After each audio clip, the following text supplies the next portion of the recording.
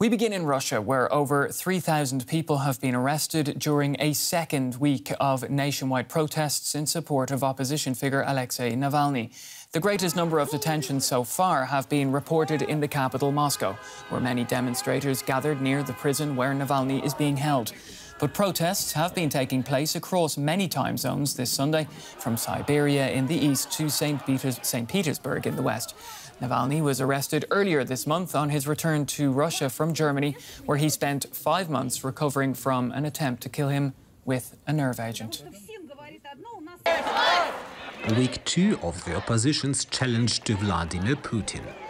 Thousands have gathered again in the center of Saint Petersburg. They are again demonstrating for the release of opposition politician Alexei Navalny. Ahead of the protest, the authorities cordoned off many areas of the city center. For many people here, this is the first time they have ever attended a protest. Until recently, they didn't care about Alexei Navalny. But his arrest at a Moscow airport on return from Germany outraged many Russians. And many are also here to demonstrate against corruption, perceived police violence and a lack of democracy in Russia. They showed up even though organizers didn't receive a permit for the protests from the authorities. Firstly, our elites, our authorities are deeply lying. Secondly, I'm against corruption. And thirdly, I'm against political prisoners in our country. People who tell the truth in Russia should be free. I'm not here so much because of Navalny's support, not because of the immediate change of government. I'm here fighting to ensure that we are not deceived. In the run-up to the demonstrations, police across the country attempt to intimidate activists and journalists. Some were even arrested. Lyubov Sobol was one of them. She is the second most famous face of the Russian opposition after Navalny. Sobol is a member of Navalny's NGO, the Anti-Corruption Foundation, which published a now famous video nearly 2 weeks ago. In it, Navalny exposes a palace allegedly belonging to President Putin. According to the opposition politician, it was built with money from corruption. Navalny's video already has more than 100 million hits. Even Russian state television has been forced to address his allegations. They are claiming the building doesn't really belong to Putin. Instead, they say it's a hotel which is still under construction, and that it's owned by one of Russia's richest businessmen, Arkady Rotenberg.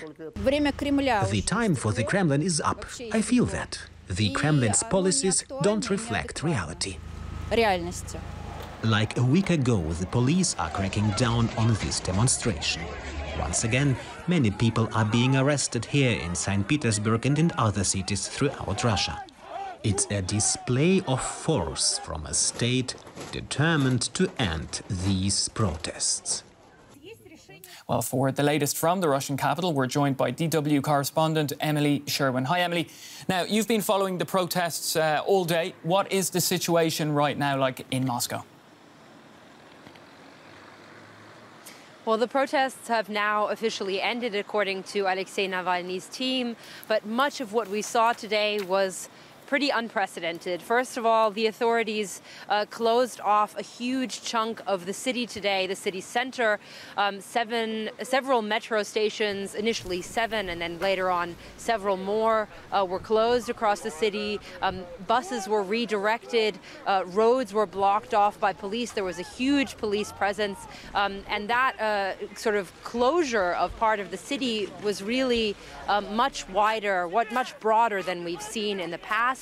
And the other thing was that what resulted from that closure was kind of a cat and mouse game between protesters and police. The team of Alexei Navalny was actually coordinating protesters and the movement of protesters on the social media platform Telegram. They were writing to protesters where to go next whenever one meeting place became unavailable or there were loads of arrests happening there. They would move somewhere else. And at one point we saw just how big the crowd was as they were moving back towards the center. Really, it seemed hundreds and hundreds and hundreds of people were marching towards us, peacefully marching towards the center, despite the fact that they risked being arrested today in the capital.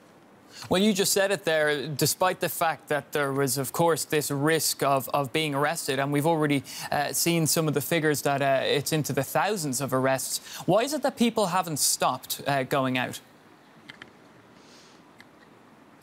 I think everyone who came to this protest today and also the protest last week knew that it wasn't authorized by the authorities here. They knew that there had been last week, there was a pretty big crackdown on the opposition here already, so everyone knew the risk that they were taking.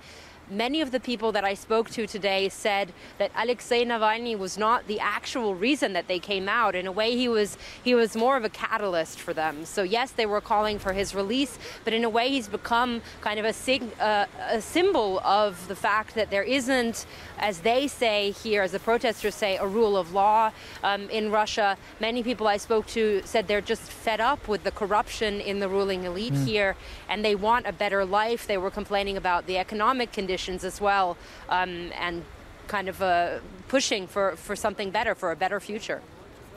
Emily Sherwin in Moscow, thanks for that update.